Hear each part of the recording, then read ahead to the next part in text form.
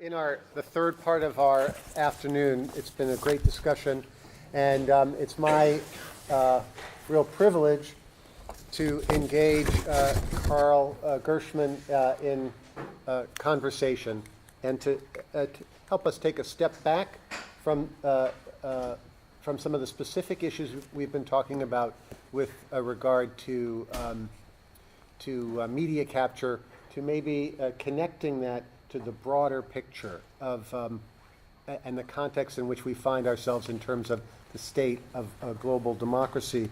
So I wanted Carl to begin with that note and to just ask you to set the context for us about how you see the global state of democracy.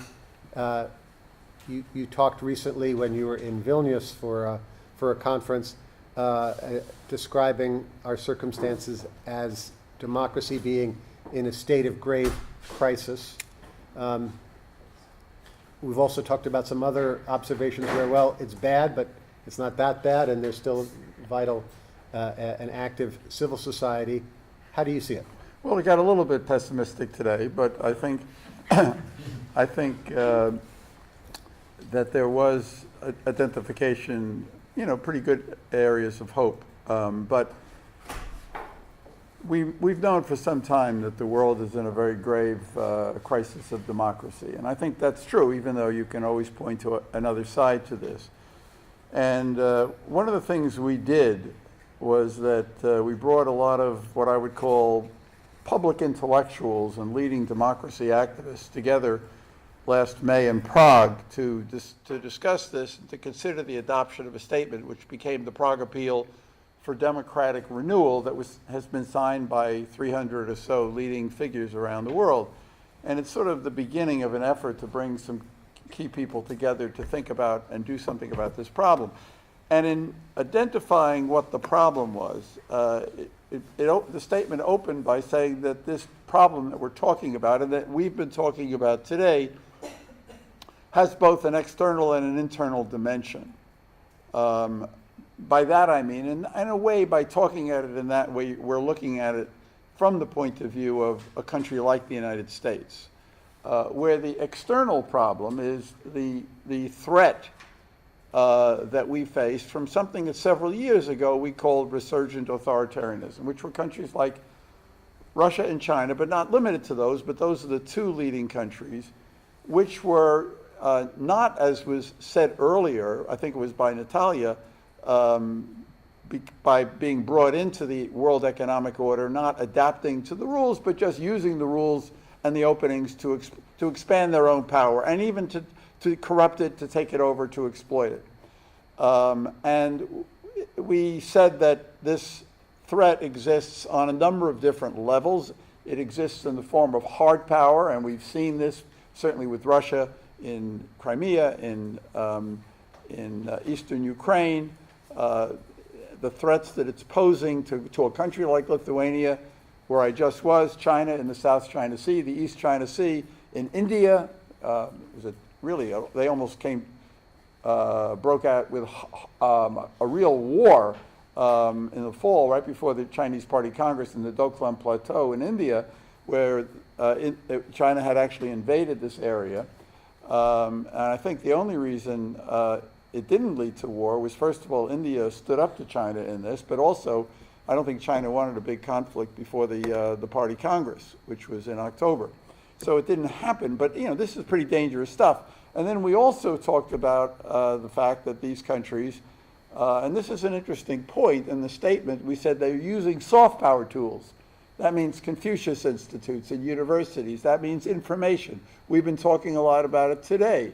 But we were not satisfied with the term soft power tools because, the term soft power, Joseph Nye, has a certain history. It's even Hollywood.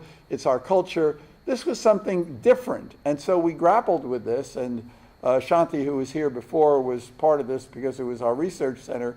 They did a report. And the report was looking at what Russia and China were doing in 4 countries, 2 Latin American countries.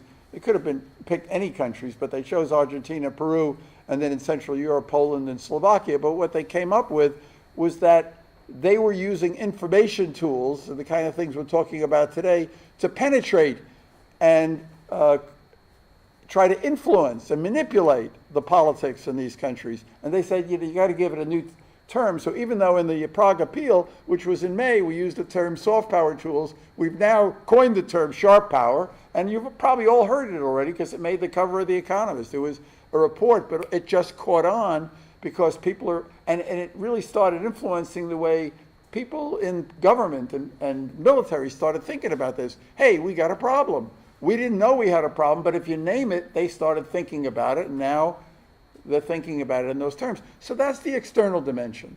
But the problem is there's also an internal dimension, and we know exactly what it is. It's the crisis in the established democracies, which didn't exist before. It expresses itself in the rise of populism, the rise of anti-system political parties and movements, the crisis of commitment to democratic values, especially among some young people. And the poll data that Yasha Monk has talked about from the World Values Survey is very, very disturbing about a decline of support for democratic values, especially among young people. I mean, they have less support for those values than their grandparents and parents, which is sort of interesting and troubling. And then you have the problem that these external and internal problems interact with each other, because Russia uses the divisions within the democratic societies to try to get in, exploit, and demoralize. That was mentioned before. This is not the old kind of propaganda where you're trying to shape what people think. You're trying to demoralize and divide and encourage distrust of the institutions. And if they can do that with anything, with our elections or anything else, they've succeeded in what they wanted to do. And then, if you have these problems of the internal crisis, you're much less able to resist this. You're vulnerable to these kinds of targets. And that's where we are today. I mean, so it's actually a very, very dangerous situation. There are positive sides which we can talk about, but it's a more dangerous environment for democracy today than at any time since I have been active in these things, and I'm not that young anymore. And it goes back a long way to the Cold War. I got involved sort of not in the late stages of the Cold War, even in the 70s, which was before the invasion of Afghanistan and the crackdown in Poland after the rise of solidarity. But it's still, I feel, a more dangerous period today than at any time since I've been active. Well, before I get grim, can I just ask you just to say a little bit more about, if you can talk a little bit more about what you see as positive signs. You and I have talked about this, and whatever governments may or may not be emphasizing in their foreign policy in terms of democracy promotion efforts, you've talked to me about the fact that civil society is very active, and that there are strong voices, whether they're government or not, that are still working in Prague with you and other places on doing things. But also, so in that direction, if you can talk about some positive trends, and also in the other direction, are there any counter-cyclical trends or countries that are moving counter-cyclically where there are some positive developments? Look, there's always that, and we can point to some gains that have been made, even though these are very vulnerable gains, like in Tunisia, which was the first Arab democracy. But Tunisia's in real trouble today because they're not really able to address the economic problems, and people want democracy to deliver. There are some West African countries, Burkina Faso. We're having a global meeting in Senegal in May, a global democracy meeting, a meeting of the World Movement for Democracy, and you've seen some positive trends take place in some African countries, in Sri Lanka, where this is a few years ago, in Argentina, although again, we don't know what's going to happen in the next election, but the change in Argentina was a very, very positive trend.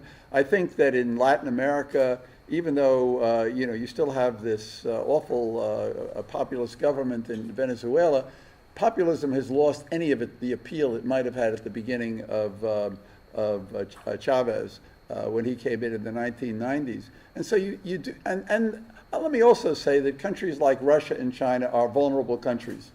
People who follow China closely do not feel that it is as stable, as united, as strong as Xi Jinping would like to present it as. It has a lot of internal problems. It has a potentially very brittle stability, which can crack at some point. Democracy has more resilience, more flexibility. Russia itself, I mean, you heard from Natalia today, she spoke in a more nuanced way than I would, but the fact is that these demonstrations that she talked about in March and in June were dominated by young people. That Putin has lost the youth. That's something to me that's very, very interesting. And you can point to a lot of that stuff.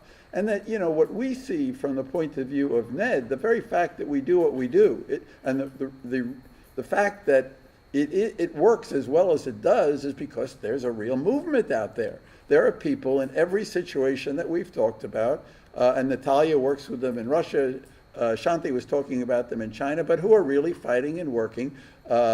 Tanya talked about Maria Ressa in the Philippines, a remarkable woman, but just typical of a lot of people in the Philippines that are beginning to react against what's the terrible things that are happening in that country. And in a certain sense, you can think that, I was talking with Tanya about this before, that, that crisis produces, people who rise to a higher level. I mean, the worst thing that you can have for democracy is complacency. Wendell Phillips, the abolitionist, American abolitionist in 1858, probably took it from Thomas Jefferson, but he said the price of liberty is eternal vigilance. You can't ever rest easy. I mean, if I've learned anything about, democracy since we got started, there was a point in 1989 when we were a little bit overconfident. My friend Frank Fukuyama wrote the essay, The End of History. Charles Krauthammer talked about the 1990s being a vacation from history. I mean, because, everybody thought the problems were solved. At AID, there was this, there was something called the democratic paradigm. They had democracy progresses in 5 stages, never goes backwards, and they just had to tailor their aid policy to the progress. But it didn't happen that way. I mean, long before the current crisis, democracy was just getting stuck in a lot of places, and the transitions weren't working. But we didn't fully appreciate, I think, how difficult democracy is, how difficult it is to establish liberal institutions. I think what I have learned from this rise of populism is how easy it is for demagogues to really undermine democratic liberal values, and how difficult it is to build liberal institutions, liberal societies, to have a culture of tolerance and compromise. I mean, we're seeing it in the United States today. Our political system is really in trouble because of people have difficulty, making compromises, which you have to do in a democracy. And people take hardened positions. And this is a real challenge, and we're going to have to figure out a way to get beyond it. I'm glad you were able to bring it around. And I was just struck by what you were talking about, this sort of vacation period, and how the period that we have emerged from was characterized by the absence of great power rivalry, and how now it's back, and with a significant impact on democratic governance globally. Just personally, and maybe you've already addressed this, but in some of the countries that were the strongest examples and the greatest advocates for, and the greatest success stories in reestablishing or establishing democracy. Hungary is one, Poland is another.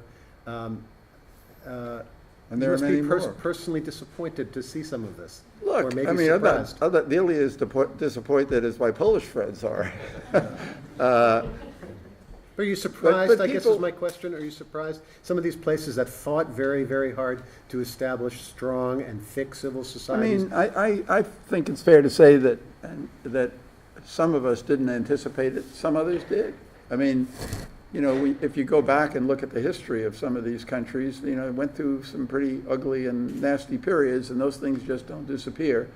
And a lot of things came together in the 80s and the 90s. You know, Sam Huntington wrote about it in the third wave of democratization. And just the ideological crisis of communism, because so much was built around the Cold War and the democratic challenge that communist totalitarianism represented. And when that was won, it did seem like the end of history, and a lot of people didn't fully anticipate how this history would come back with a vengeance. And it's, of course, not just Poland and Hungary, because I can remember even as recently as the early 2000s that Erdogan in Turkey was really seen as a liberalizer. Of course. And a lot of the Turkey specialists in Washington, who were real liberals associated with the Carnegie Endowment and all these other institutions, saw him as great. They didn't fully appreciate that there was something else going on there. Although some people, I think, some people I know who didn't know Turkey quite as well as the specialists, were not surprised when this happened. Or Thailand, which we had great hope for. And I mean, it really is awful there right now. We have one of our fellows at NED is from Thailand, and she gave her presentation recently about how they're forcing almost down people's throats this idea of Thainess, and where you have to be loyal to the national idea. And then the question becomes, how do you fight this? And that's really tough. I think one of the interesting things we did in the Prague Appeal for Democratic Renewal, and it wasn't in the initial draft, just like Sharp Power wasn't in the initial draft, so you're learning as you go along. But when we got there, people started talking about this issue of nationalism.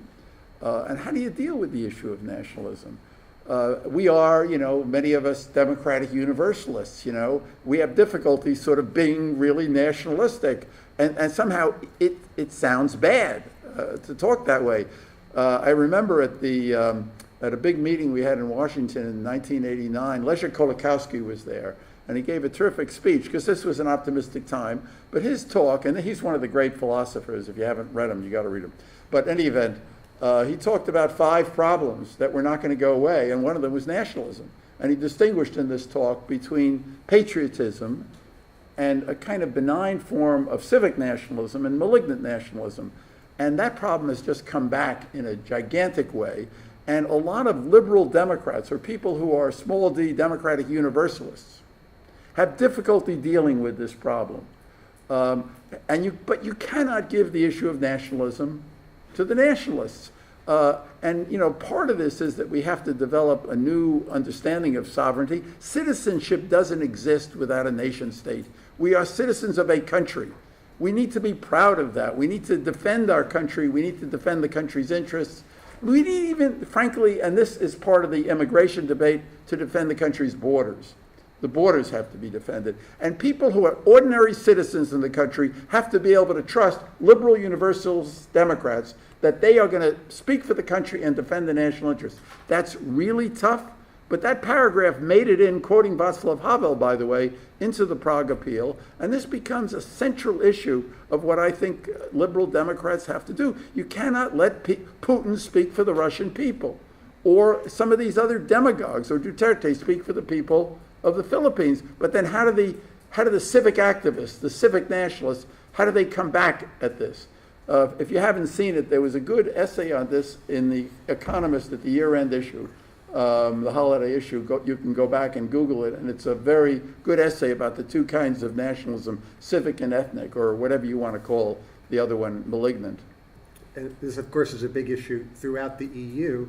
People forget the first no vote in France for the revised EU charter, which was an early sign, which people kind of just brushed off and said, it doesn't really mean anything, which is an indication people wanted to be proud about being French citizens, and the issue of how much sovereignty you give up and for what purposes. And there's a Harvard economist, I think he's at Harvard, Danny Roderick, some of you may have seen him, who wrote a piece a couple of months ago called "The Nation State is a Good Thing." The nation state is a good thing. We're living in a globalized age, and everybody thinks everything is global. And the globalists think that, they look down on the nation state. There's something wrong with, but when you think about it, the nation state is the basis of the global economic system. And the countries that fail become failed states, and they become sources of violence and civil war and terror and terrorism. you need stable countries, and people who care about global democracy need to respect the importance of the nation state, because as he's pointed out in this essay, these globalists are totally divorced from ordinary citizens, and some of them are, look, I'm a supporter of the EU, but sometimes they are far away from ordinary citizens, and ordinary citizens can become deeply alienated. This is a distant bureaucracy and something they can't connect with or control, and we have to deal with that problem. All right, well, if it's okay, Yeah. Carl, I'd like to open up the floor to some questions. Jeff Isaacs, please. I have a two-part question. Thank you for this is really interesting. So you talked about these globalists, and I'm wondering, anything like George Talk about what? I didn't hear it. Everyone's phone sounds the same. I thought it was mine. I thought it was mine. You talked about these globalists. Yeah. And I wonder who you mean, and I immediately think, given what I'm hearing people like Orban or Putin or Erdogan or Trump, for example, say, when you say these globalists, I think Soros. Who do you mean by these globalists? Well, I don't, look, I know what's associated with that, and the whole level of anti-Semitism associated with that, and I know that that's the game played by Orban and especially Orban today in Hungary, because he's got this anti-Soros campaign. But I was speaking about, you know, the people that, Roderick didn't have names in the article, but he was speaking about the economists, the global economists, the people who manage global institutions, the people who operate within the international system, many of them, and are divorced from national politics or local politics. And that's who I was talking about. Soros is a much more complex problem. The problem with Soros, this gets to something really interesting, but it's also something that, I've thought about for a long, long time, and that is that I think Soros is somebody who believes that there is a contradiction between particularism and universalism. In other words, and what particularism or national identity, being part of a group, being part of a nation, because he said that. And I don't have any problem with that. I don't think you can be a genuine universalist and internationalist unless you're rooted in a culture, rooted in a people. I think that's very, very important. He doesn't believe that. I respect what he does. I think he does a lot of important work. I think he's a very brilliant guy, but that's where we differ. Can I just follow up? Yeah, please. I'm fascinated by, again, you emphasized the word rooted. I didn't really think you were thinking of Soros when you said these globalists, but I do. But as you know, there's a rhetoric of these globalists that's often employed without referencing particular people, because in fact, most of the interesting people writing about human rights, for example, aren't globalists in that way. But you're talking now about rootedness.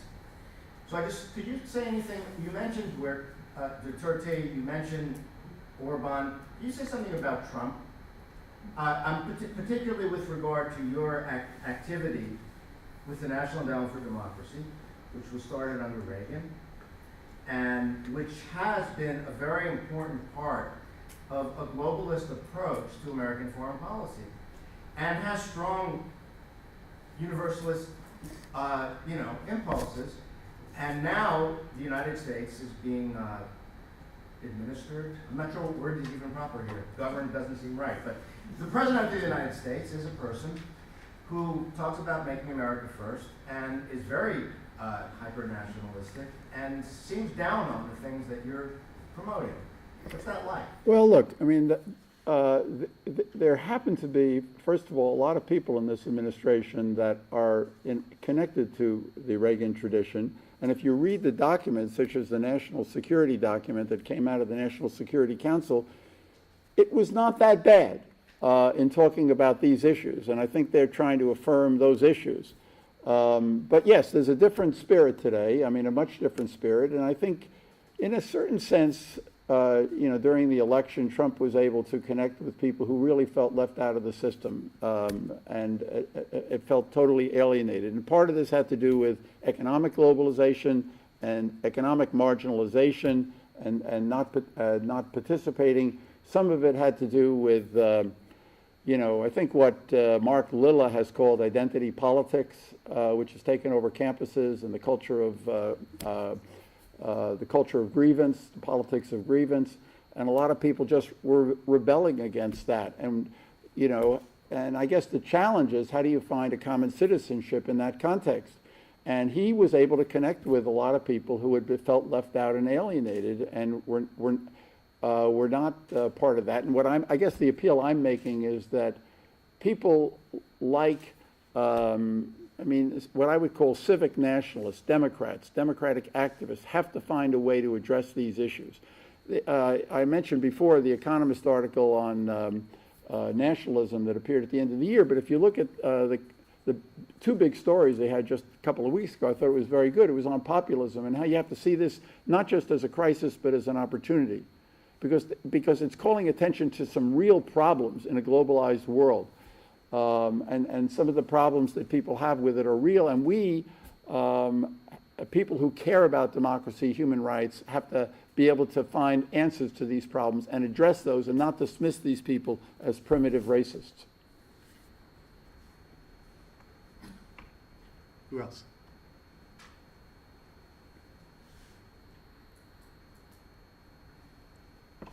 Yes, please. I would just like to know how in the world we have, I talk to taxi drivers, okay, New York, Chicago, everywhere I go. And they all said the same thing about Trump. You have the greatest country in the world and the most diverse country in the world, and why would you choose him? And I have to ask myself that question. Why did Americans choose him? Yeah, why? Why? What in the world is the point of it? And how in the world can we talk about national pride? My national pride always rested on the fact that we were so diverse. His family was from Croatia, mine was from Germany. My dad fought against the Germans in Croatia, and I was always proud of that. Look. Yeah, but why are we, I think we're backing away from that. That was my national image. I have a PhD, I have a master's in history, I have a PhD in education, and I will tell you this, that we are not teaching critical thinking anywhere. Well, we don't teach critical thinking anymore. We don't teach those values that I thought I learned from my dad, who had an 8th grade education. That every person is a human being and deserves equal protection and equal rights.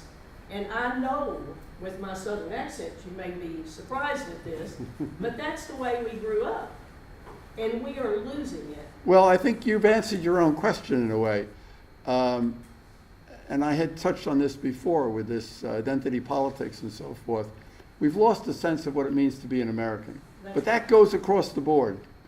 And we don't do civic education in our schools anymore. We don't teach what democracy is all about, what being a citizen is all about.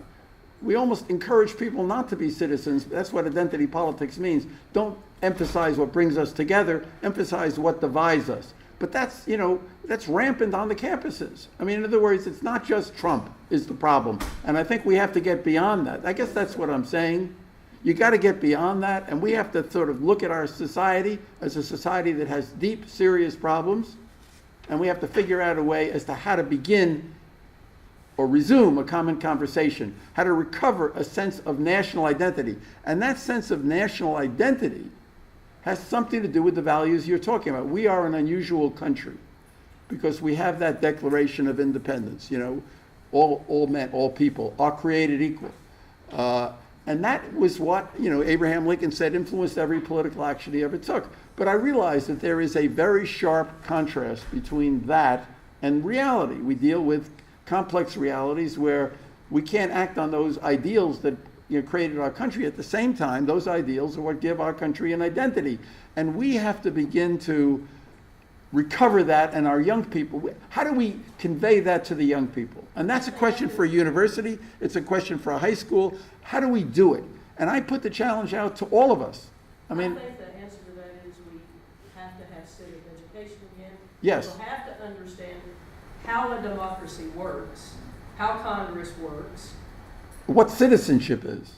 Just Yes. what does it mean to be a citizen? Well, I think that sometimes immigrants that have moved here and become citizens know better that than the ones. And the reason they have, I think, is another point that, in a way, you're alluding to, which is, I think that, the source of happiness in life is gratitude. In other words, we have a lot to be grateful for.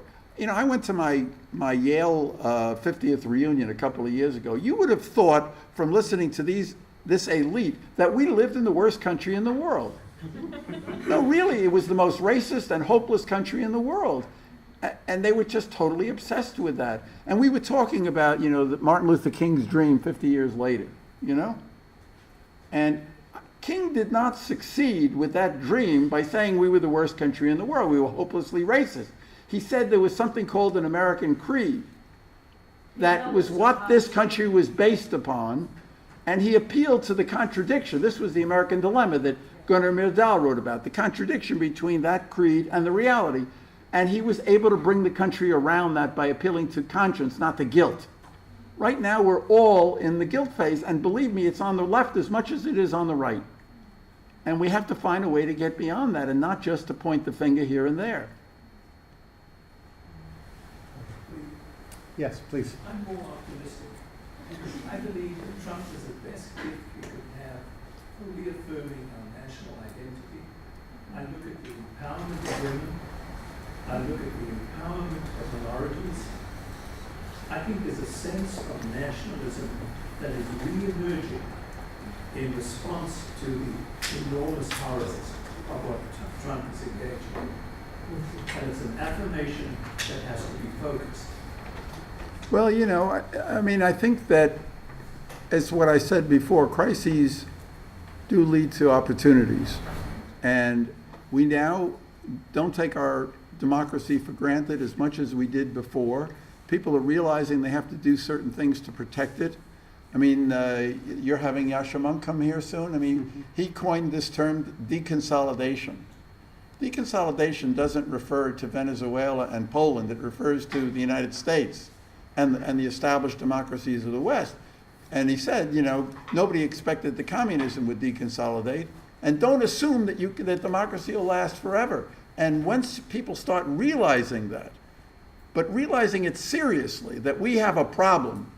Even with the budget deal and the tax cut and so forth, we're not behaving like a responsible country, paying our bills.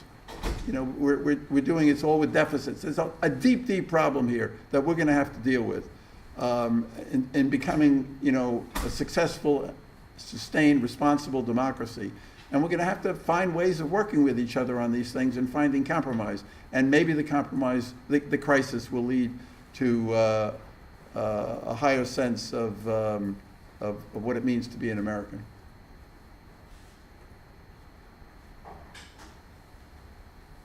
Please. This has all been very You've Introduce been yourself, nodding please. your head. Yeah. So this has all been very interesting and heated, obviously, but that's okay. Sometimes things need to be heated. But I would just like to say, having just gone through school, I'm a sophomore, so I just went through high school. We do have some civic education. We take a government class. These things, I don't know if it's national, it's at least a state standard. But something that I didn't learn until I got here into this school specifically was something you referred to earlier, like nation states, what it means to live in a nation state. Because if you are a citizen of a nation state, as you said earlier. And so we learn all the things about the government. I can name all the branches, all its functions, but we never once talked about the Peace of Westphalia or just anything that a nation state has to protect its borders, like you said. It has to regulate its own economy. All those things we just don't talk about, and that's important in understanding how to be a citizen. Those are tough issues. They really are tough issues, and democracy is very, very tough.